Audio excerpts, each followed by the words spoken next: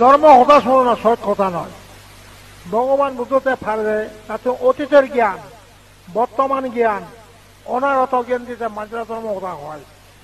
অতীতে কি কি করছো ভগবান বুঝতে কইবারে, বর্তমানে কি কাম করো সেখিনি কইবারে, ভবিষ্যৎ কি হব কই ভগবান বুঝতে কইবারে।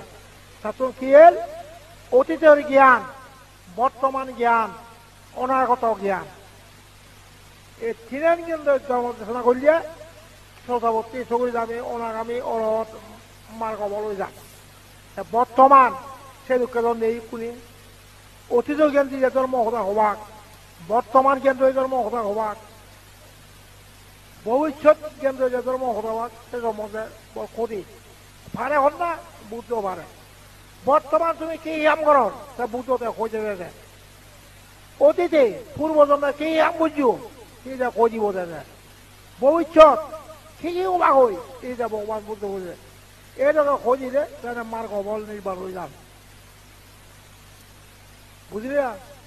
হ্যাঁ, লেখাপড়া শিখেছি কি এবার সাথে করতে মানুষ তো সুকুরি বেঁচে আই, মিলে মতো সুকু বাচ্চে আই, লেখাপড়া পড়তে